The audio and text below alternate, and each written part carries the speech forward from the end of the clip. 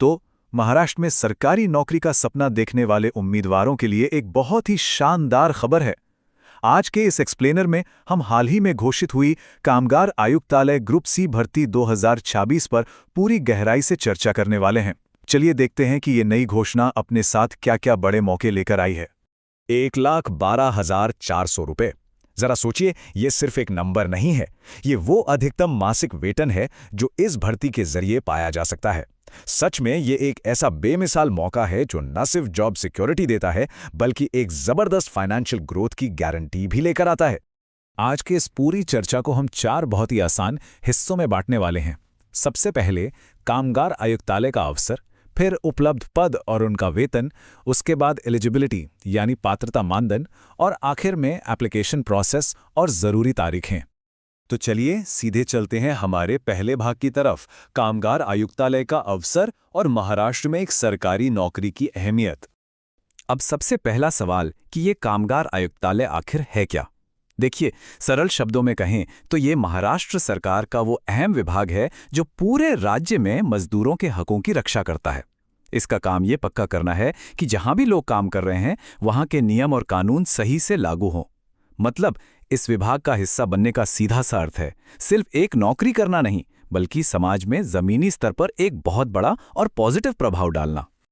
अब आते हैं भाग 2 पर। कौन कौन से पद उपलब्ध हैं और उनकी सैलरी क्या होगी? यहां हम कुल 78 वैकेंसियों का पूरा ब्रेकडाउन देखेंगे। अगर हम इन 78 पदों को बांटकर देखें तो एक चीज एकदम साफ नजर आती है। सबसे बड़ा हिस्सा, जी हां, बहुत बड़ा हिस्सा सिर्फ इंस्पेक्टर पद के लिए रिजर्व्ड है, पूरे 62 पद। इसके बाद अकाउंटेंट के 12 पद आते हैं और फिर लोअर डिवीजन टाइपिस्ट के 4 पद।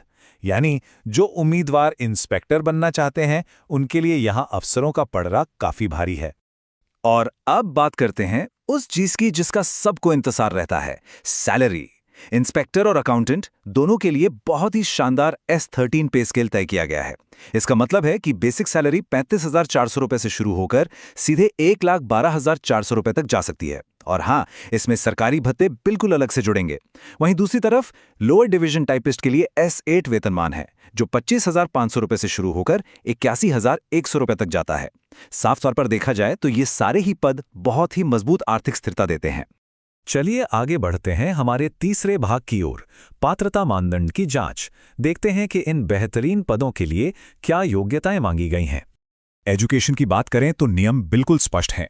इंस्पेक्टर पद के लिए किसी भी मान्यता प्राप्त यूनिवर्सिटी से सिर्फ ग्रेजुएट होना काफी है, कोई एक्स्ट्रा एक्सपीरियंस नहीं चाहिए। फ्रेशर्स बिल्कुल अप्लाई कर सकते हैं। लेकिन अकाउंटेंट के लिए थोड़ा अलग नियम है। इसके लिए कॉमर्स में ग्रेजुएट होना और साथ ही अकाउंट्स फील्ड में 3 साल का एक्सपीरियंस होना एकदम जरूरी है। वहीं टाइपिस्ट के लिए ग्रेजुएशन के साथ कुछ खास टेक्निकल स्किल्स मांगे गए हैं। अब सवाल है कि वो टेक्निकल स्किल्स क्या हैं। लोअर डिवीजन टाइपिस्ट के लिए स्पीड के पैमाने काफी सख्त हैं। अंग्रेजी और मराठी शॉर्टहैंड में 80 शब्द प्रति मिनट की स्पीड होनी चाहिए। इसके अलावा मराठी टाइपिंग में 30 शब्द और अंग्रेजी टाइपिंग में 40 शब्द प्रति मिनट की स्पीड होना अनिवार्य है। यह कोई आसान क्राइटेरिया नहीं है, इसलिए टाइपिंग स्किल्स का टॉप नॉच होना बहुत जरूरी है। कुछ नियम ऐसे भी हैं जो इन सभी 78 पदों पर समान रूप से लागू होते हैं। सबसे पहली और सबसे जरूरी बात, मराठी भाषा का अच्छा ज्ञान होना ही चाहिए। उम्र की बात करें तो कम से कम 19 साल उम्र होनी चाहिए और सामान्य वर्ग के लिए अधिकतम आयु 38 साल रखी गई है। हालांकि आरक्षित श्रेणियों के उम्मीदवारों को नियमों के हिसाब से 43 वर्ष तक की ऊपरी आयु सीमा में छूट दी गई है। फाइनली आते हैं हमारे आखिरी और सबसे अहम सेक्शन यानी भाग 4 पर, आवेदन प्रक्रिया और समय सीमा। अब बारी है एक्शन लेने की। अच्छी बात यह है कि इस पूरी भर्ती की चयन प्रक्रिया को बहुत ही सीधा और बिना किसी उलझन के रखा गया है। सिर्फ 2 स्टेप्स हैं। पहला है एक लिखित परीक्षा, जहां उम्मीदवारों के ज्ञान को परखा जाएगा, और जो लोग इस टेस्ट को क्लियर कर लेंगे उनके लिए दूसरा और आखिरी चरण होगा सीधे दस्तावेज सत्यापन यानी डॉक्यूमेंट वेरिफिकेशन का। बस इतना ही। अगर हम एप्लीकेशन फीस की बात करें तो सामान्य और ओबीसी वर्ग के उम्मीदवारों के लिए ये फीस 1,000 रुपये तय की गई है। फॉर्म भरते समय इस अमाउंट को ध्यान में रखना जरूरी है। अब सबसे जरूरी चीज, डेट्स। कैलेंडर में इन तारीखों को मार्क करना बहुत जरूरी है। ऑनलाइन एप्लीकेशन की विंडो 13 मई 2026 को खुल रही है, लेकिन सबसे ज्यादा ध्यान देने वाली बात है 11 जून 2026 की डेडलाइन। इस तारीख तक एप्लीकेशन हर हाल में सबमिट हो जानी चाहिए। समय बहुत तेजी से निकलता है, इसलिए लास्ट मिनट के सर्वर क्रैश या किसी और परेशानी से बचने के लिए आखिरी दिन का इंतजार बिल्कुल नहीं करना चाहिए। तो इस पूरी डिटेल को समझने के बाद सोचने वाली बात यह है, क्या एक ऐसा विभाग जो सीधे तौर पर मजदूरों के अधिकारों की रक्षा करता है और इतनी शानदार स्टेबिलिटी देता है, वो भविष्य के लिए एक बेहतरीन सरकारी करियर का रास्ता हो सकता है? यकीनन ये एक ऐसा अवसर है जिस पर पूरी गंभीरता से विचार किया जाना चाहिए। पूरा नोटिफिकेशन लिंक डिस्क्रिप्शन में उपलब्ध है।